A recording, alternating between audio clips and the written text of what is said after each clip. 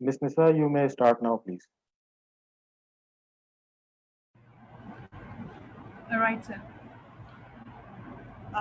My voice is clear, sir. Can you hear me clearly? Yes, absolutely. All right.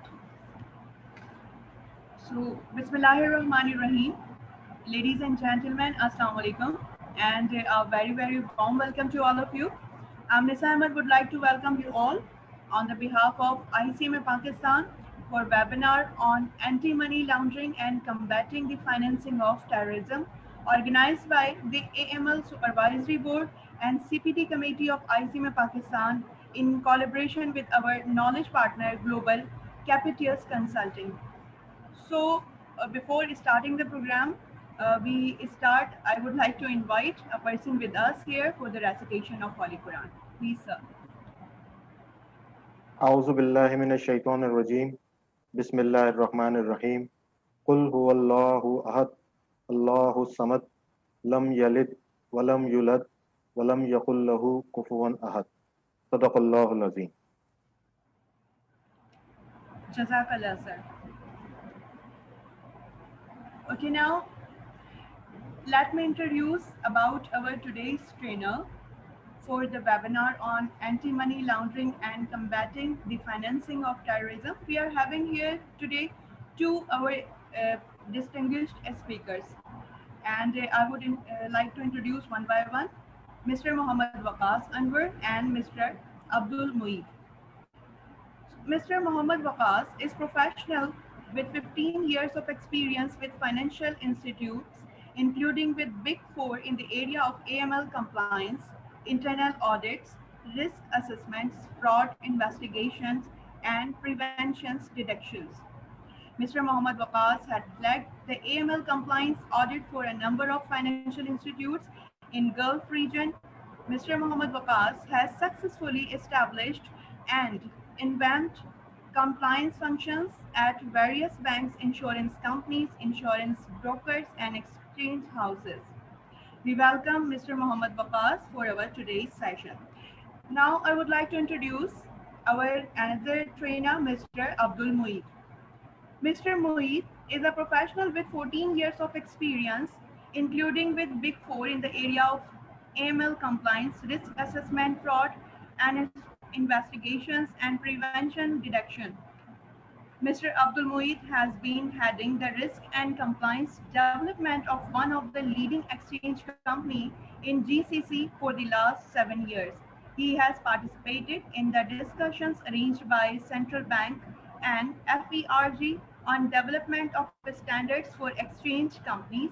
He has developed compliance organizational strategies by contributing informations, analysis, and recommendations for strategic thinkings and directions, establishing functional objectives in line with organization's objections. So please welcome also our today's trainer, Mr. Abdul Mueed.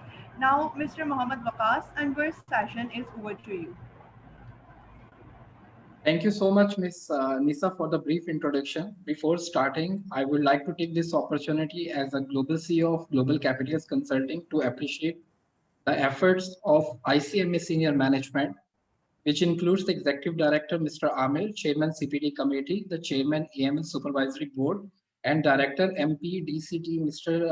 Asim, and sharing this platform with us for the to help the financial experts, ICMA members, affiliates, students, and other stakeholders by transferring our technical knowledge and exposure on AML CFT while serving the financial non-financial industry in this region. As we all are aware, over the past several decades, the financial crime has hit the headlines and the spotlight is firmly on money laundering and terrorism financing. Money laundering has become an increasingly important issue nowadays since we are know our government is putting a lot of stress on money laundering issues and they are putting a lot of legislation to improve the internal controls. Financials and non-financials and government sectors are constantly looking for the new ways to fight money launderers, and several anti-money laundering policies have been put in place to help this effort. Pakistan government is putting a lot of stress to improve money laundering and CFT controls, the compliance framework in the financial and non-financial sector. Now I will take you to the contents of this presentation, which we covered actually spread it between the 12 sections. So the section 1 is about the global capitals, what GCC is doing. The anti-money laundering would be second section, know your customer, CDD and EDD. Section 4 would be combating the financing of terrorism. Section 5 would be for FATF and Pakistan relation. Section 6 would be financial monitoring unit, FMU. Section 7 would be latest update on money laundering and CFT regulations. Section 8 would be role of financial institutes in money laundering and counter-terrorism financing. Section 9 would be AML CFT fines and penalties imposed, where we just put few examples to just help the industry to understand what is the importance of AML CFT nowadays. Section 10 is about GCC AML CFT training program. Section 11 is about the compliance framework, which GCC has developed to help the industry and to help the institute. 12 is about the GCC compliance screening tool. So now we can start our presentation, where we want to thank ICMA Pakistan, uh, who supported us as an institute to help the institute and industry in AML CFT exposure and compliance. By sharing our experience and knowledge, we will be delivering our AML CFT knowledge, experience, and exposure by sharing the knowledge by conducting the trainings. With ICMA Pakistan, we would like to take this opportunity and we want to serve the members, institutes, affiliates, and students by delivering this knowledge to them, which is now a very important thing by considering the requirement of AML CFT in the region. I will explain you now in the next section about the Global Capitalist Consulting. Global Capitalist Consulting is a global firm who is providing a AML CFT and section advisory practices to the financial institutes and educational sectors in various regions by improving their internal controls frameworks. We are working with regulators, which includes like Central Bank of UAE, Central Bank of Bahrain, RERA, which is Real Estate Regulatory Authorities, and some other regulators by improving the industry by giving them a full compliance framework, AML compliance CFT screening tools, by providing AML CFT trainings to the industry and related affiliates, by educating them and telling them the awareness on the latest development of AML CFT in the region. Our team, which are the experts in the area, who have experience and who are seasonal professions, who work in AML CFT since many years, they are serving to the industry with their experience, expertise, and exposure, and help a lot of people, even industries, which includes financial and non-financial, to improve their internal controls, especially for AML CFT. Our team of experts have extensive AML CFT background and includes certified anti-money laundering specialists like CAMS and working since many years with regulators. We are serving many regulators in this region on AML CFT compliance in terms of meeting their expectations from the industry.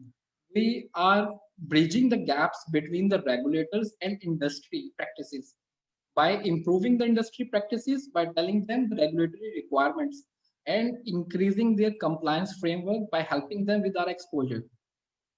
Now I will here explain you which regulators we are working. So the regulators involves like Ministry of Industries, Real Estate Regulatory Authority, the Central Bank of Bahrain, Insurance Authority, Central Bank of UAE, the Real Estate Regulatory Authority, the Capital Market Authority from Oman, the CMA, Central Bank of Qatar, and then the other central bank and Central Bank of Kuwait. So these are the regulators which we are working and improving the industries in terms of compliance. Now, what is money laundering? First, we will understand the money laundering, then we will understand about the anti-money laundering thing. Money laundering, in a simple definition, the money laundering is a proceeds of criminal money. There are many different definitions available in various materials, various regulators' websites, which can be assessed, which can be understand. But in a simple manner, the money laundering is a proceeds of criminal money. The process of concealing or disguising the existence, source, movement, destination, or illegal application of illicitly derived property or funds to make them appear legitimate. It usually involves a three-part of system. So there are three stages of money laundering, which includes in the money laundering, which is taking the whole parameters which have the legitimate the coverage of AML. So these three stages will help the industry to just compile and ensure the compliance over the framework. Now, money laundered per year from the area which we have from the United Nations Office on Drugs and Crime, UNODC, conducted a study to determine the magnitude of illicit funds generated by the drug trafficking and organized crimes and to investigate to what extent these funds are laundered. The estimated amount of money laundering is between 2 to 5% of the global GDP, which is 800 billion USD to 2 trillion USD. So by seeing this amount, you can understand what is the importance of AML nowadays. AML is now every year is taking a lot of precaution measures because now money laundering is a hot topic across the globe. Of like all the countries is taking special precaution measures to improve their internal controls where they can stop this money laundering process or activities in the financial and non-financial institutes. Now, in a professional manners like money laundering network, how it will work? The professional network of money launderers, this will work in three stages. So we are explaining here the three stages. Stage one is talking about the criminal proceeds are transferred to or collected by a professional money launderers. How it will work? Either they will place the fund in cash, in bank accounts, or virtual currencies. Now, like we are aware about the Bitcoins concepts and all. So the first stage is that it's called the first place. It's called the placement. Second stage, the professional money launderers execute layering stage. So once they place the money into the first stage, they will start doing it the layering process. The layering process means they will just avoid to link the source of that fund and they will just manage those transactions by layering it in the financial sector. Like cash-based schemes such as trade-based money laundering, complex chain of domestic or international shell companies accounts, then the money mod like the proceeds started in virtual currencies. So these type of things they will use to just layering it to just hide the original origin of that money or to hide the identity of the person who is being used that money. Then this layering stage will be converted towards the final stage, which is integration. Once the layering would be done, then this money will be used to buy a property like real estate, to buy a luxury goods like expensive cars, or maybe to just invest in a business.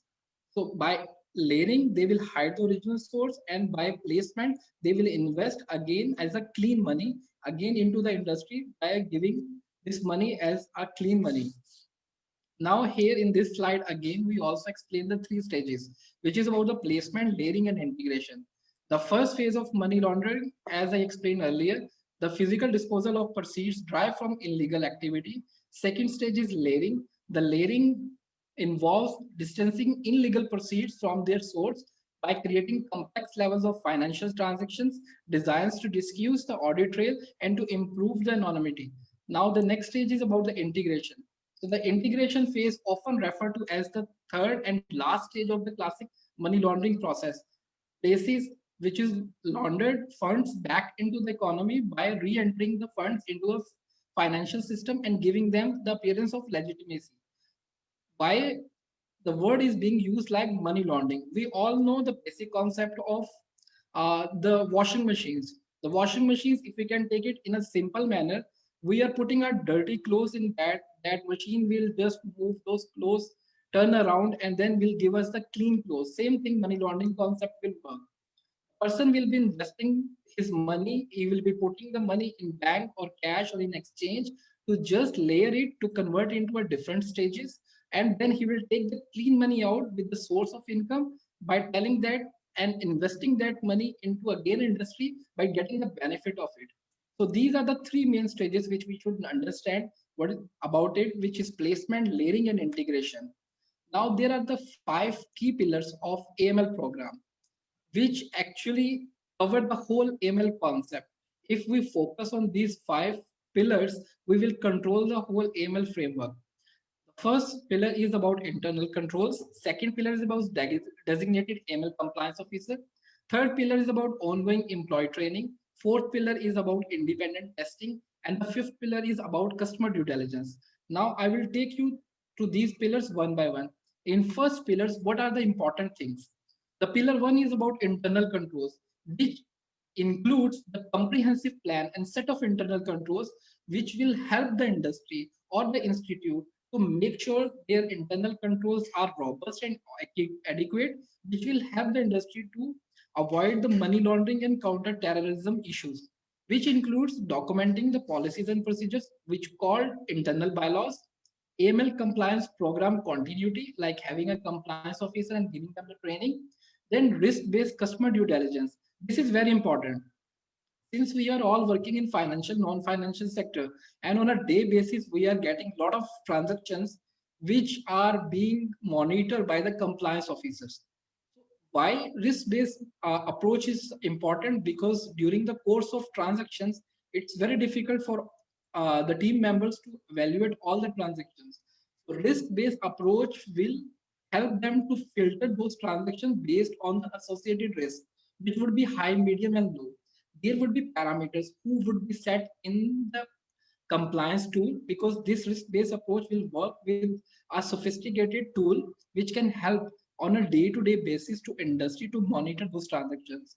So once those transactions will come, or even at the time of onboarding customer at first stage, so the risk-based approach will filter those transactions into three categories. The categories would be divided into high, medium, and grace, and the parameters industry by industry would be settled. So this will help the compliance team to make sure the transactions are being monitored. It would be filtered and further monitored and investigated. Now the fourth point about the dual controls and segregation of duties, which is again very important. One thing which we need to understand here, the AML compliance or CFT compliance is not only the responsibility of compliance team. This is a joint responsibility of compliance team with all the members from the different departments. Because in terms of non-compliance, we saw a lot of practices which are being executed recently by the regulators, and the penalty was imposed not only the finance officer, to the industry, to the company, to the entity, and along with the other members who were involved in those transactions by intentionally or unintentional involvement. So in that manner, all the people who are working in the company on front end, on the medium side, management side, or the senior management level, they have to make sure. As we know, normally there are three line of defense in each industry. The first line of defense would be your sale team or the customer front end team who will be dealing with the customer normally. Second line of defense would be compliance team and accounts and finance teams who will be reviewing the transaction, who will be monitoring it. And third line of defense would be your internal auditor, your internal compliance assessment reviewers. So these three lines should work. Otherwise, this system will not work. Otherwise, the uh, chances of increasing the transaction or chances of getting errors or avoiding AML or CFT transactions would be very high. Same thing, dual controls and segregation of duties will help. So the duties has to be segregated between the teams in a simple manner. If I can explain to you, like KYC process, the KYC process has to be taken care by front end team, but the verification of those documents or the verification of person profile, whether it's an individual or corporate profile at the time of onboarding them, has to be done by compliance team. So once front end and compliance team will do their work, then these transactions will go to a monitoring unit, which would be compliance team monitoring unit, which would be external auditor, which would be internal auditor. So normally the coverage will be executed or tested by the internal auditors when they will review the transactions. Same thing, sufficient controls and monitoring system for timely detection and reporting of suspicious activity is very important. Why this is very important? Because without system, without transaction monitoring system, it's very difficult to monitor a day-to-day transactions. Since we are just giving you a basic understanding about AML and CFT, we are trying to cover all the aspects. So at least you will get the basic understanding, the covering the whole model. Because AML CFT we cannot cover in a small training. This subject has to be delivered in a proper manner where the people have to understand, where the process has to be explained, where the knowledge has to be transferred, where we will share some practical experience with them about this transaction monitoring system and screening tools has to be elaborated to them, how it can benefit to them, how they can use it while helping the industry in day-to-day operations. Same thing, incorporation of AML compliance as a strict condition of employment. Nowadays, you may get a chance to look into the newspapers where a lot of new positions being generated into banks, insurance companies, insurance brokers, exchange houses, where they are looking for head of compliance or they are looking for compliance managers, or where they want CFOs or finance manager with compliance experience. Because as all of us are aware about, a lot of stress is being coming to Pakistan from international countries, where from the FATF side, and where they given Pakistan again 6 months, and they put Pakistan again in the gray list, and they have to make sure the Pakistan is overcoming with that by improving their internal controls in AML and CFT. Now, the last point about internal control is management reports. Without having access to management reports or without generating such reports, which can elaborate, which can give the original essence of that whole control framework, will not give any outcome to the senior management. So these are some important pillars, or you can say important points, which are the components of internal control. Now, second pillar is about the designated AML compliance officer. So the companies or entities, they should have to appoint an independent compliance officer who should test, who should fit for the purpose, who is having a basic understanding about the compliance function. The compliance officer should have a basic concept of how to run the functions. The education side should be there. He should be trained with proper experience. Then he should be having a proper resources in terms of team, in terms of having a proper solution, which is TMS, transaction monitoring system, or screening tool. Then the understanding of the business is very important, compliance, self-assessment, then the communication with the regulators, because all the matters will be passed to the compliance officer once it's being noted or it's being highlighted by the frontman of the front end team, as in terms of like ISTR, the internal suspicious transaction reporting. If any person, any team members will identify any transaction which is suspicious, or maybe any activity which looks too suspicious to them, they will highlight those transactions and they will pass it to the compliance team. Then compliance team has to review, investigate, and they need to conclude it with their own investigation reports, and then they can pass it to the regulators, which would be like the financial monitoring unit. It can be State Bank of Pakistan, SCCP, or other regulators who would be appointed for that specific entity or industry. Now, third pillar is about the ongoing employee training. In ongoing employee training, first thing which we need to understand who, what, and when. So, who will get this training? Not only important for the compliance team, this is important for the senior management and board of directors, because all the decisions in the company level is being taken by the senior management and the board of directors. So if they are aware about the compliance rules and regulations and the regulator requirements, then it can be run smoothly. They can take care of these issues with the regulators. They can take these issues with the lower management. Then the compliance team will play a vital role in that. All clients facing employees, they should get the trainings. Other line of business supervisors reviews, they should also understand what is the AML and what type of documents or precaution measures which they have to take to make sure they are compliant with the local requirement. One thing which has to be understand, that is AML CFT non-compliance is a criminal offense. It's not a civil violation. If you are not following other regulations, or if you're ignoring the regulator's requirement, that may come under civil violation. But MLCFT is a criminal violation which will impose penalty on individual person as well as the institute. Even it can revoke your license, the professional body license. So this is very important in that manner. Same thing, risk personnel who is taking care of risk, because a lot of banks, insurance company, they have a separate department called risk management or FRM department, where they have to take care of the risk personals. Now, why it's important, like what it has to be done, tailored training for each line of business or areas of responsibility is very important.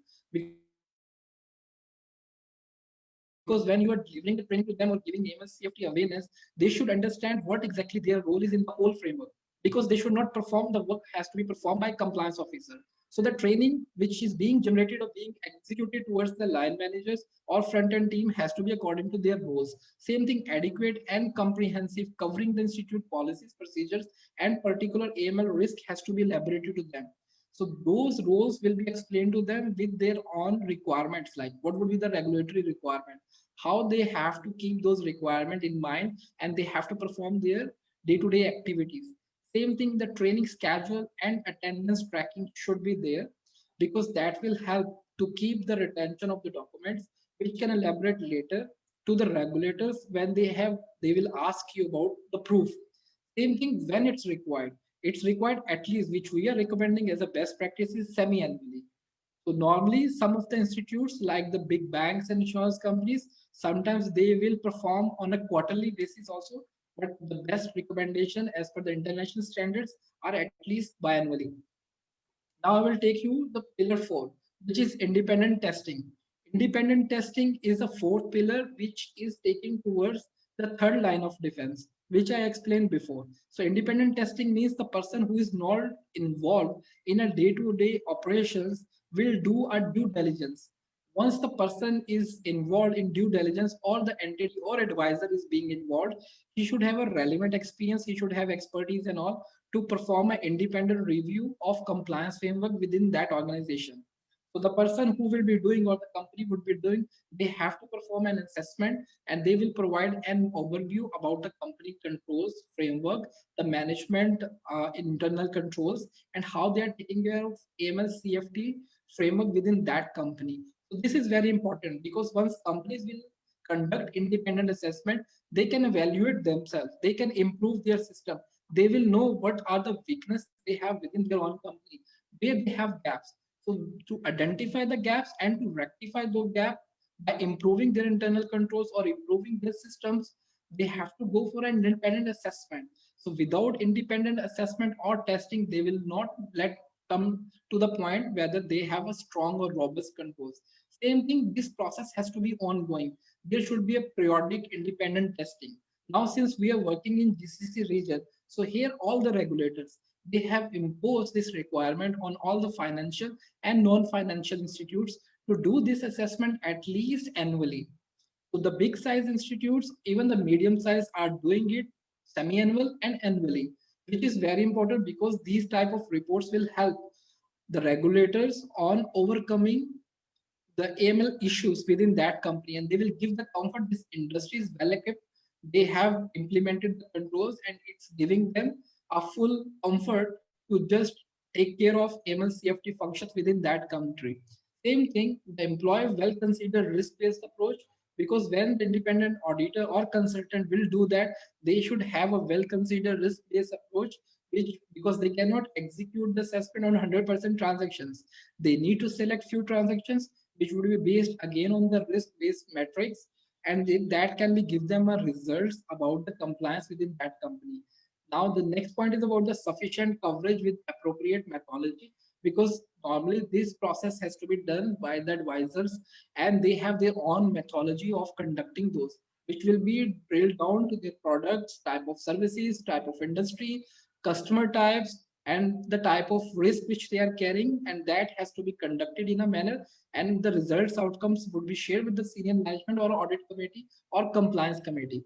Same thing, deploy. This next point is about the deploy sufficient level of qualified audit resources, which would be dedicated to conducting the AML programs audit and their process and controls. Then the timely follow-up is very important. Once you identify the gaps, or you know what are the findings of weakness within your organization or within your own compliance framework, you need to do a follow-up exercise, which will definitely give you a plus point and will improve your system, which will improve your internal controls, and it will mitigate the risk which you are carrying. Then use of internal staff or consultants who possess the requisite credentials, experiences, subject matter training, and expertise to improve your current status. If you feel like you are now stagnant with the current practices and you don't know how to improve your system, you need to involve the consultants who have the best practices, who already work with the regulators. There they can add value. Same thing, provide adequate supporting documents for work papers will help to understand the independent testing adequacy. Then the direct access to your system and monitoring framework, which will help to improve this pillar. Now pillar 5 is about the customer due diligence. Customer due diligence is very important at the time of onboarding any customer, even for the ongoing transaction monitoring, which will start by KYC. So the next section which Mr. Mohit will start, it would be a KYC, CDD and EDD, which would be explaining, he will be explaining you the basic concept, what is KYC, CDD, and EDD. But customer due diligence is why it's very important, because when you are onboarding any customer and you are working in a bank, you need to make sure this individual person or corporate company is having a clear status, plus the money which they are bringing for the transaction is clean money. Now, a lot of regulators recently in the GCC region, they have introduced a new regulations to identify who is ultimately beneficiary owner of those transactions or entity. Suppose if company is being owned by individual person, as a best practice or standards, they set a standard by a 10%. So 10% and above, whoever is owning any share in the company or interest, which would be equal to the equity, so he will be ultimately beneficial. So they have to disclose the basic information about their status, about their backgrounds and all. Same thing if the company is being owned by a registered person or a legal person. So then that legal person will not be ultimately beneficiary owner. The legal person, the another entity, legal person means another entity. So then another entity will be owned by another individual person. So we need to identify who is ultimately getting a benefit from that company, and he will be an individual person. So those persons has to be disclosed as ultimately beneficiary owner. So which is nowadays very important, because a lot of regulators are working on fetching the data, because they want to know the companies being run by whom, whether those are the shell companies or whether those are the real companies, and ultimately who is getting benefit of it.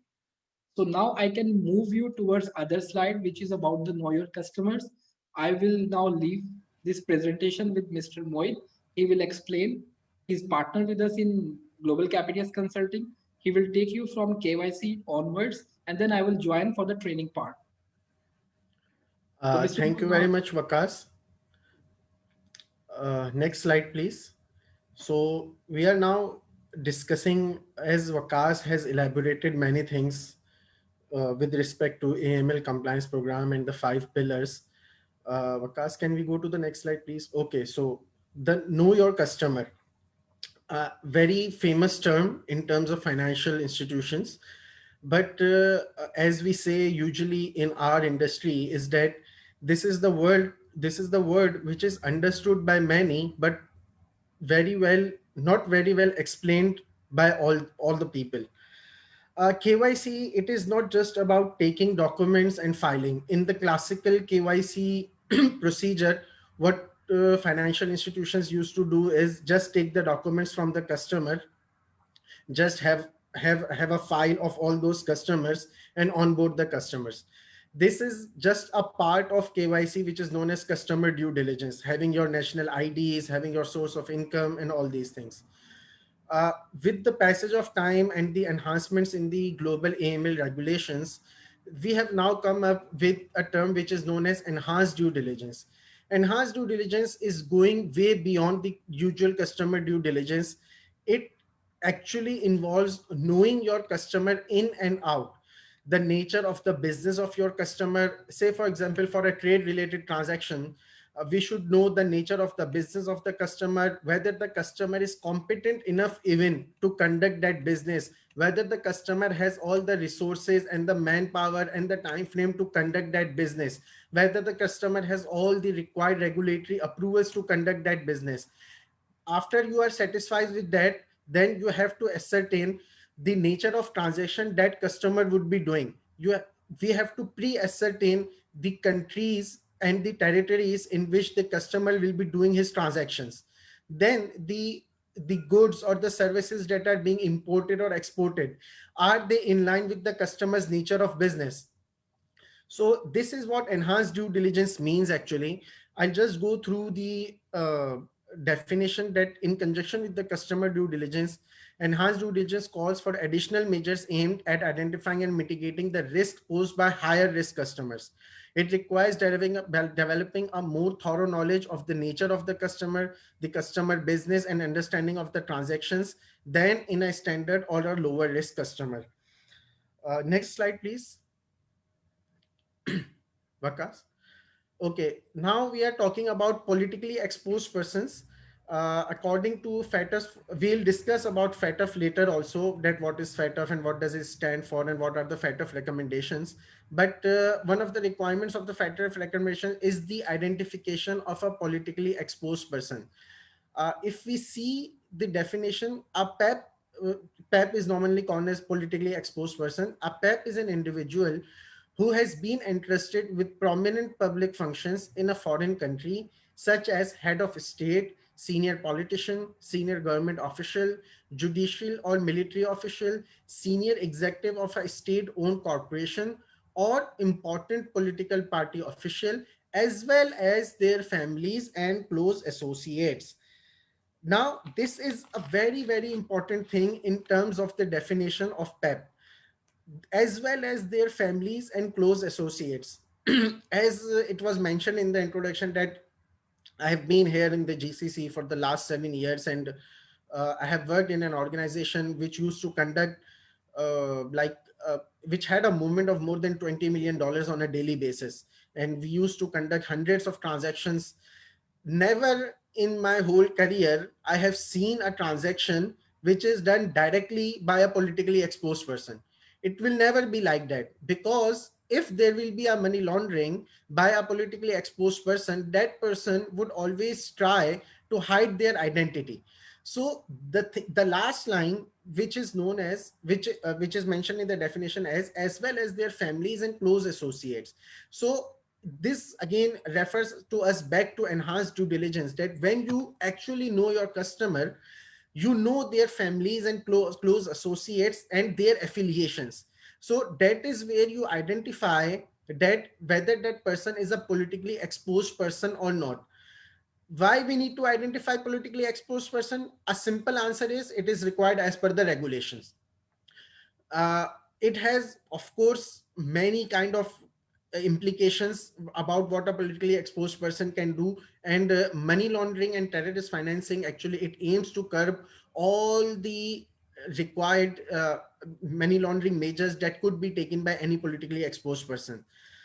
uh, this Although the transactions by politically exposed persons are not restricted, they are allowed to be done, but again the enhanced due diligence is required in those transactions. And the regulations around politically exposed persons are different in different jurisdictions. Some jurisdictions require them to report internally, some jurisdictions require them to report annually, and some jurisdictions also require them to report to their financial intelligence units. Next please. Okay, now we'll see about what is combating the financing of terrorism, CFT, commonly known as this term. Terrorist financing, as we know, we can suggest from the name, terrorist financing means financing of the terrorist activities. Terrorist financing with respect to movement of finance, what it means is that to identify the means and resources through which these terrorist activities are being financed, to curb those activities by restricting those financial channels, and to identify the beneficial owners and the perpetrators of those transactions. And here also, one thing which is very important is that terrorist financing can be from unlawful as well as from legitimate sources. This is a very important thing, because we all know, that uh, like Mr. Vakas discussed, that the first part of any money laundering activity is the placement of funds into the system. So when a person comes to place their funds into the system, you will never accept, no person will accept a transaction which he knows which is coming from, say, extortion or kidnapping or smuggling or fraud or theft. We'll never accept those transactions. But when the sources are legitimate, and when, which in fact they are not, we tend to accept those transactions. So the main risk in countering the terrorist financing is to identify the on the face legitimate sources which appear to be legitimate but which are in fact not.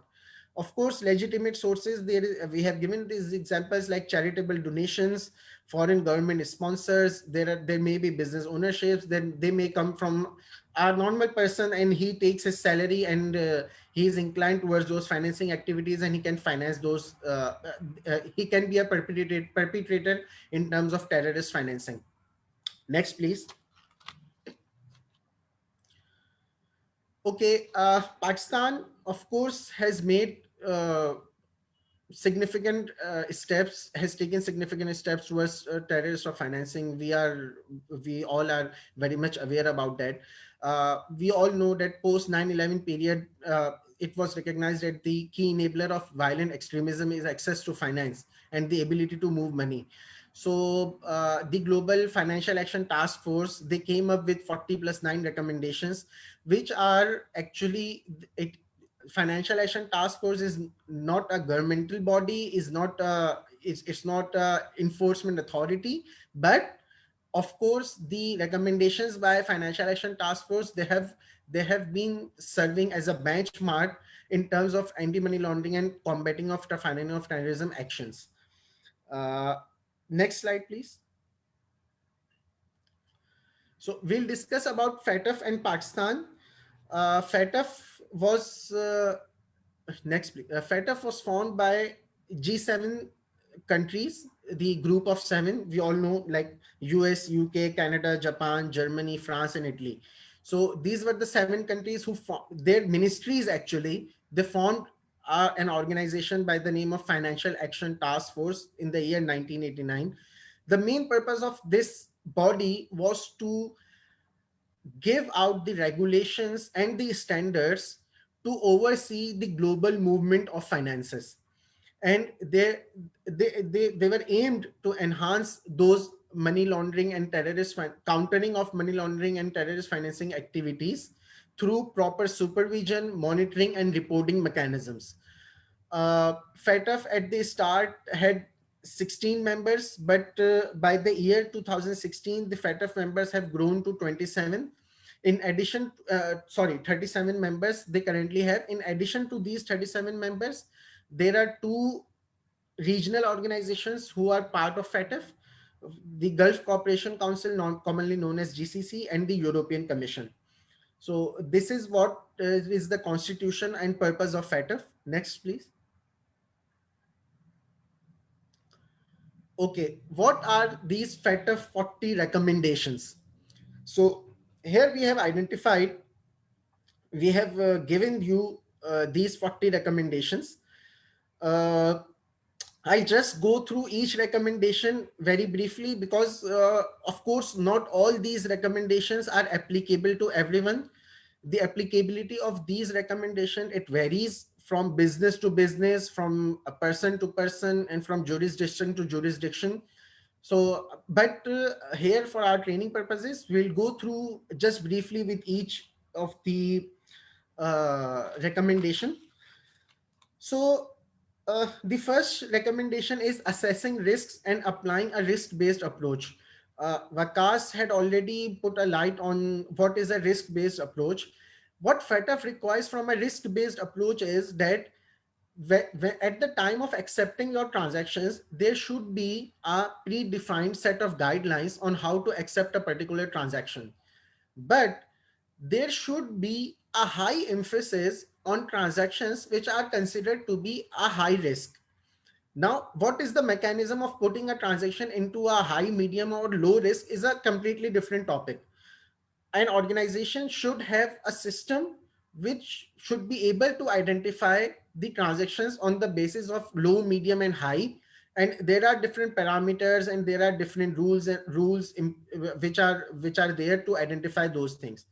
But once a transaction is identified as a high risk transaction, or a customer is identified as a high risk customer, then an organization should have adequate resources, time, and capabilities to perform the enhanced due diligence procedures on that transaction or the customer. This is what is required by this first FATF recommendation, that and any organization should have a risk-based approach implemented in their organization in order to ensure that all the high-risk transactions are given adequate time and resources in order to perform the enhanced due diligence and comply with the regulatory requirements. So this is what the risk-based approach is, that more time is given to high-risk customers or transactions. Second FATF recommendation is about the national cooperation and coordination. FATF requires the formation of bodies at national level and those bodies should define policies and procedures. We'll discuss later about the Financial Monitoring Unit in Pakistan, SCCP. There are many, the State Bank of Pakistan, many organizations are there. This recommendation also requires that those organizations or bodies which are formed at the national level should regularly coordinate with the law enforcement agencies, and those bodies or law enforcement agencies should also have a clear and concise mode of communication among them.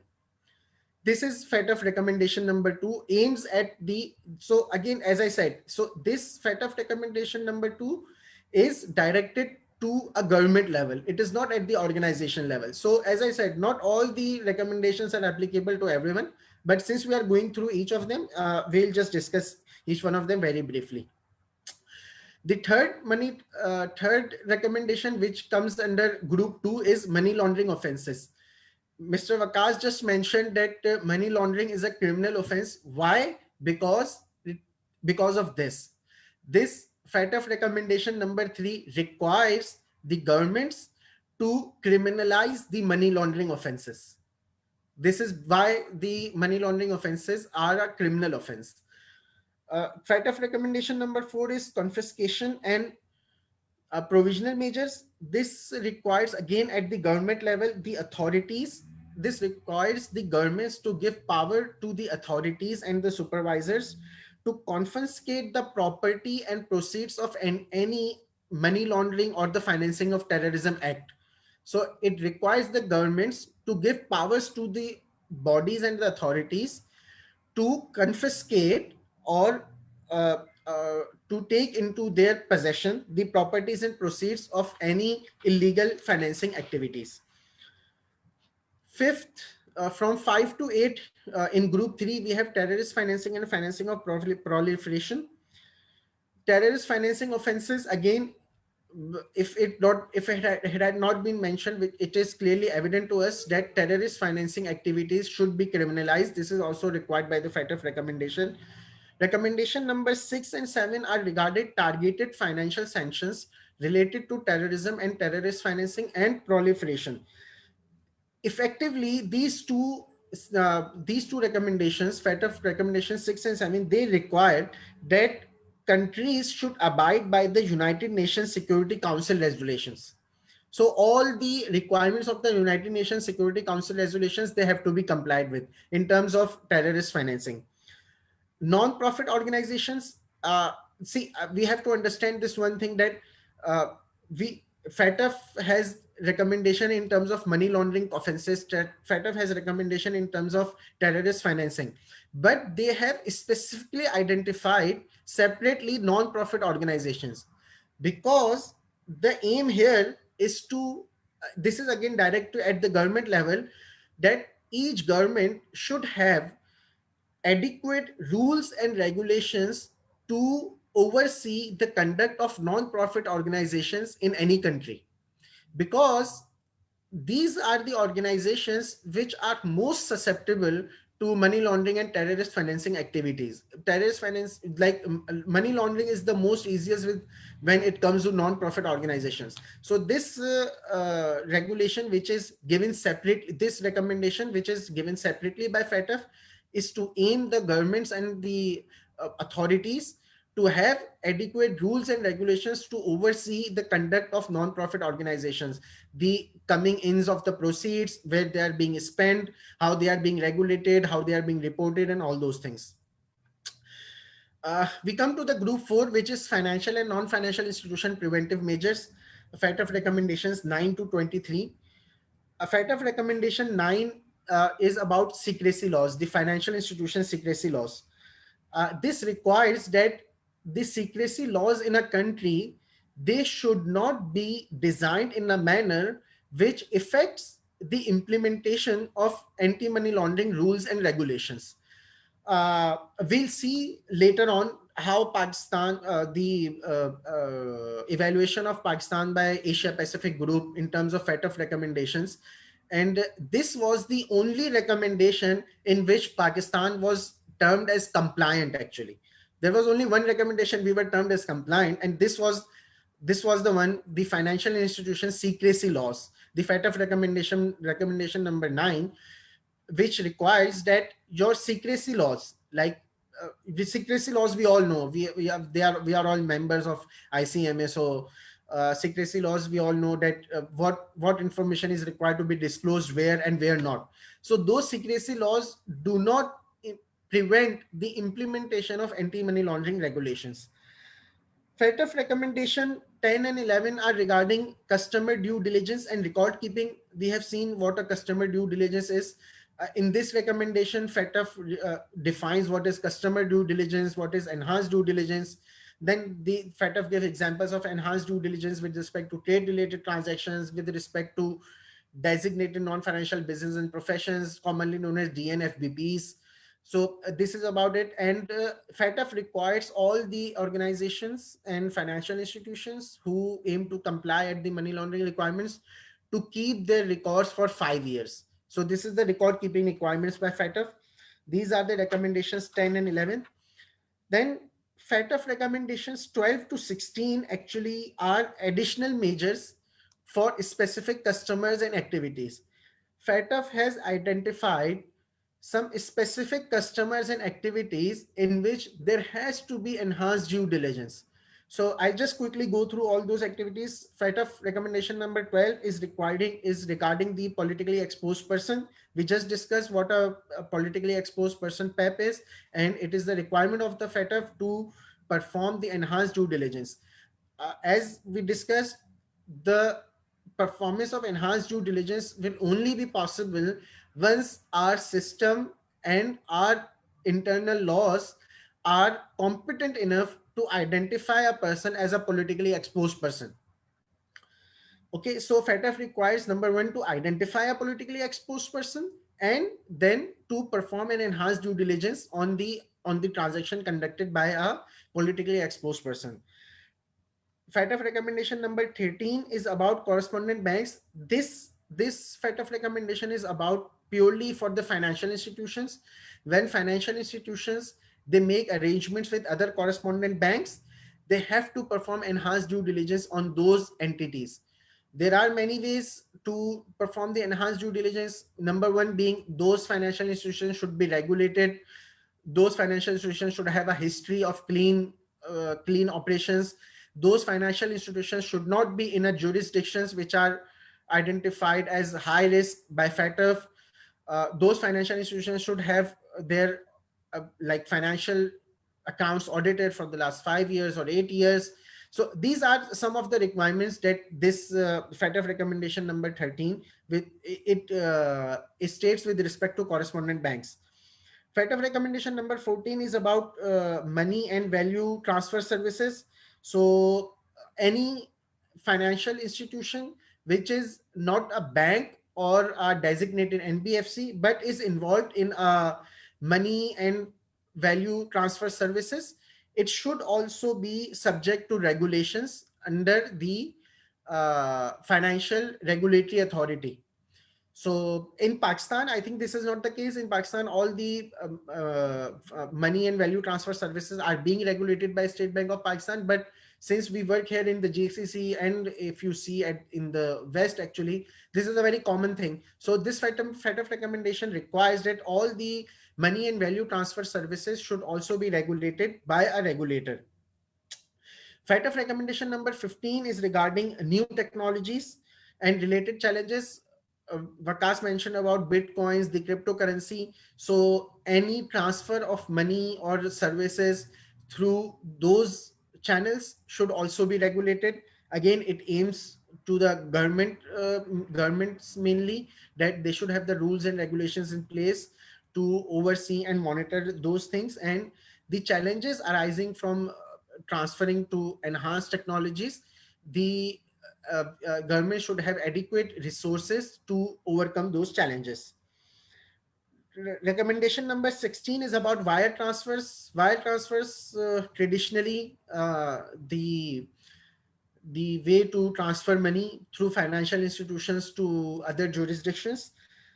This FATF recommendation requires that all the wire transfers should be completed, and relevant information should be available in a particular wire transfer. Each wire transfer should be scrutinized to highest possible extent. You will be amazed to know that out of total money laundering activities and terrorist financing, it is estimated that approximately 70% of those is through trace-based money laundering. These wire transfers, like people are transferring money from each jurisdiction to another, and the institutions who are facilitating to those transfers, they are not conducting their due diligence in as per the required regulations and FATF recommendations. So wire transfers should be complete, and all the information on those wire transfer, like you may be aware about Swift messages. These wire transfers should be in a file format, should maybe in a form of API connectivity with two financial institutions, maybe. So the mode of those wire transfers should be complete, and those wire transfers should have adequate information like the name of the person sending, name of the person receiving, the ID cards of relevant persons receiving and paying that amount, the purpose of the transaction, and all these things. So these are 12 to 16. Then FATF recommendation number 17. It is from 70. FATF recommendation number 17 and 18 are required. They are about reliance controls and financial groups. This is about when a financial, these recommendations are again directed towards specifically to the organizations and the financial institutions.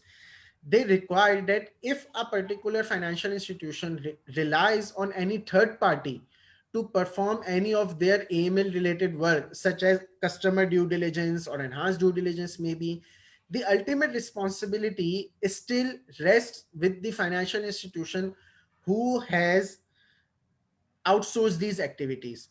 And an additional responsibility on the financial institution is to ensure that the third party to whom these services are being outsourced, they are capable to perform those activities. And uh, the recommendation number 18, it requires that each financial institution should have adequate internal controls within their own organizations, as well as on the foreign branches and subsidiaries if they have. So FATF recommendation requires that all the responsibility is on the parent entity who works at a particular jurisdiction to ensure that any of the function outsourced in terms of AML or any of their foreign branches, and also their own internal control at the jurisdiction of their existence, they are all abiding by the global best practices. Then we have FATF recommendation number 19, which is regarding high risk countries. It says that when you deal with high risk countries, you have to always apply enhanced due diligence while dealing with high risk countries. We come to the reporting of suspicious transactions. FATF recommendation from 20 to 22, actually. In fact, 20 to 23, they require that this reporting of suspicious transactions, like if any transaction is, there are two things in FATF recommendation number 20 and in FATF recommendation 21. So the FATF recommendation number 20 requires that all the suspicious transactions, they should be reported to Financial Intelligence Unit. In Pakistan, it's a Financial Monitoring Unit known as FMU. So any suspicious transaction has to be reported to the Financial Monitoring Unit. And the FATF recommendation number 21 requires that authorities or the regulators should design the laws and regulations capable enough to protect the employees of that particular financial institution against disclosing of any suspicious transaction. So the interests of the people who are disclosing those suspicious transactions to the regulators should be protected. And also those employees and professionals who are working in a financial institution, it is their responsibility not to tip off those transactions to the customer. Like say, for example, if a customer comes to us and we accept a transaction and we identify that this transaction is suspicious, we cannot, we can never tell to a customer that we are reporting your transaction to the regulator because it is suspicious. This is known as tipping off. Tipping off, again, a offense in terms of FATF, when we see it in terms of FATF recommendations. So both the things are there. The regulator has to protect the interest of the professional working at a financial institution, and that professional has also the responsibility not to tip off that transaction to the customer. FATF recommendation number 22 regarding designated non-financial business and professions. FATF has identified certain businesses which are not financial institutions, but they think that these businesses should also be under the regulatory framework of a particular country. They have identified as casinos. Of course, casinos are not there in Pakistan, but since this is a global recommendation, so the casinos are there. Then real estate agents, dealers in precious metals. Then comes the lawyers, notaries, and accountants. So accountants who are running their firms, they are also required to be regulated, and they should know their customers, and all the FATF recommendation requirements should be complied with by the accountants and auditors. And of course the trust, and they have given some other organizations there. uh, this is regarding part number 4. In part number 5, transparency and beneficial ownership of legal person and arrangements. Beneficial owners, Waqas very nicely explained the concept of beneficial owners. The ultimate natural person who owns the business and who is getting the proceeds, or you can say who is getting benefited from the activities of a business. This is known as the beneficial owner. Beneficial owner will always be a natural person,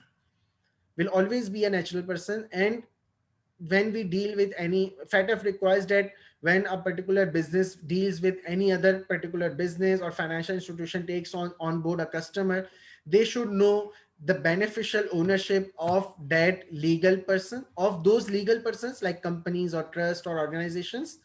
And also FATF requires that the beneficial ownership of any legal arrangement should also be known. It might appear in a particular arrangement that these are the two parties who are doing this arrangement, but in fact the proceeds of those arrangements may be going to some other person who is the ultimate beneficial owner of that arrangement.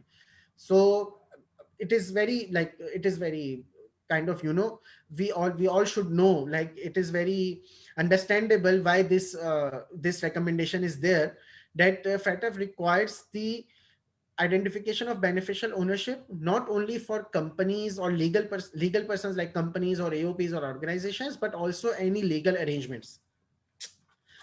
Okay.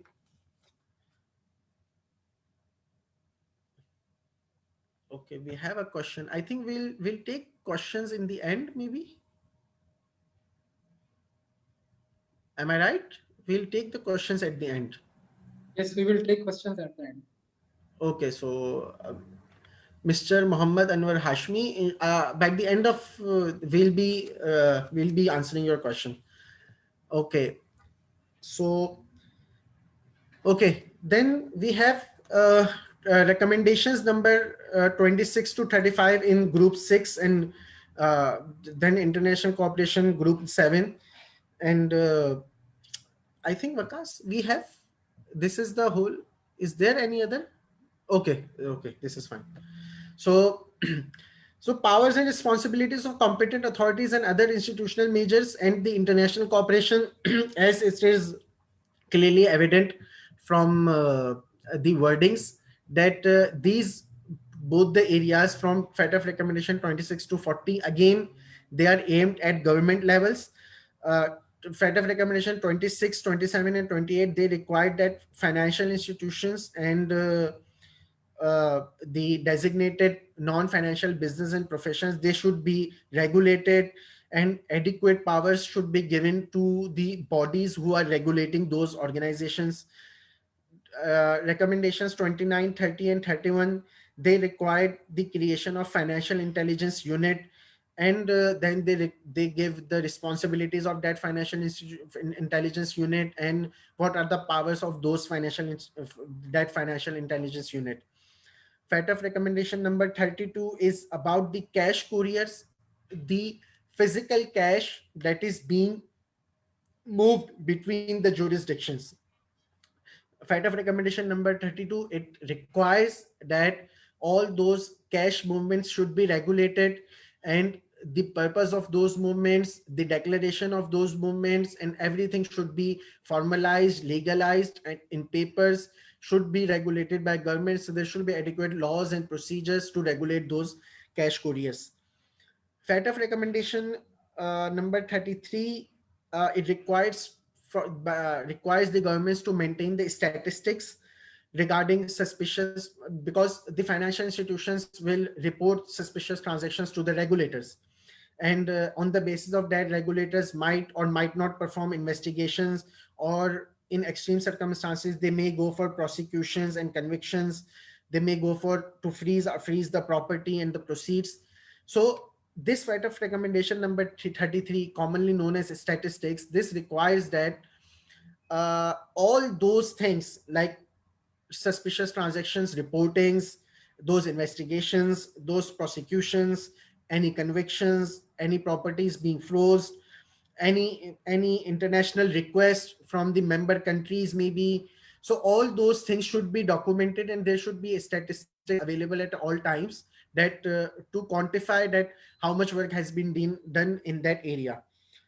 uh, Fact of recommendation number 34 is about guidance and feedback, that when a particular financial institution files a suspicious transaction to any regulator, the regulator should have adequate measures, and they should be responsible to get back to that financial institution and provide the feedback to that financial institution as to what happened to that organization, that particular reporting. We come on to FATF recommendation number 35, which is about sanctions.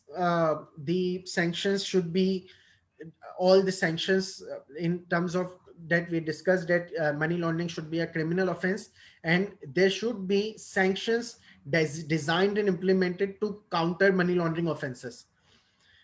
From 36 to 40, FATF recommendation number 36, it is required international instruments. This is not instruments where you should not be like, it's not about the negotiable instruments. Here, instrument means the conventions actually. So FATF requires that the countries who are aiming to enhance their AML monitoring program, they should comply with the international conventions such as Vienna Convention 1988. They have given the Palermo Convention of 2000, the UN Convention Against Corruption 2003, and Terrorist Financing Convention 1999. So these are the conventions that all the countries should comply with. Also, this requires that extradition laws should be there in the country. Extradition, we all know what is extradition. Uh, like, uh, like, giving a person to another country when another country demands for that person. So these days, extradition is being highly spoken of in Pakistan actually. So I would not go into the further details of that. So FATF recommendation requires that laws should be there in any country to execute extradition agreements in relation to anti-money laundering and terrorist financing. Uh, then there are other forms of international cooperation, such as like governments among themselves should have the agreements and the treaties signed to cooperate with each other, and internationally they should cooperate to confiscate any property outside their jurisdictions and extradition measures and all these things. So these are the 40 FATF recommendations, the famous 40 FATF recommendations. There are 9 special recommendations on terrorism funding, almost the same matter as given in the main recommendations. But there are some things additional. I will just quickly go through these 9 recommendations. The first special recommendation is regarding the ratification and implementation of UN instruments. As I mentioned, United Nations instruments, United Nations Special Convention for Suppression of Financing of Terrorism 1999, and UN Security Council Regulation 1373. This special recommendation requires that any country should be complied with this. Then we have criminalizing the finance of terrorism. We already discussed this, that financing of terrorism should be money laundering and they should be criminalized. Freezing and confiscating of terrorist assets. Uh, Regulators should immediately confiscate and freeze the any such assets. Reporting of suspicious transactions, we discussed it. International cooperation among the different international countries. Alternative remittance channels, if there are any alternative remittance channels, both domestically or internationally, they should be regularized. In Pakistan, there is a very famous internal an alternative remittance system known as Easy Paisa. I think it is Easy Paisa, known, given by a famous mobile operator. So those channels should also be regularized. Then wire transfers, we discussed in detail about wire transfers. They should have all the required documents. Non-profit organizations and cash couriers we also discussed. So these are 9 FATF special recommendations, almost the same as the original recommendations. Waqas, can we go forward, please? So FATF, APG, and Pakistan. We all know that since the year 2000, Pakistan has, FATF has maintained a FATF blacklist and a FATF grey list. Pakistan is currently under a grey list. Since June 2018, government of Pakistan has made various quite an enhancement in terms of anti-money laundering and countering financing of terrorism. We have seen many amendments and updates in the regulations in the AML Amendments Act, Anti-Money Laundering Act, and Anti-Terrorism Countering of Financing Terrorism Act. So recently on October 1st, there was an SRO again, which enhance the authorities, the powers and authorities of regulatory bodies. So many work is being done in this front from the government of Pakistan, and of course, but still we have been under grey list till February 21, and inshallah we hope that Pakistan will comply and come out of this grey list by February 21. Next slide, Waqas, please. I think we are running out of time, Waqas. I'll just be a bit quick, actually. This we discussed already.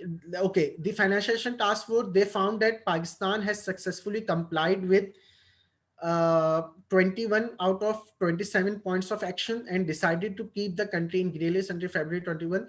Waqas, can we go behind one slide before? APG, some of you might be wondering what is APG. Actually, FATF has its member countries, like there are 37 members and 2 regional organizations that we discussed earlier.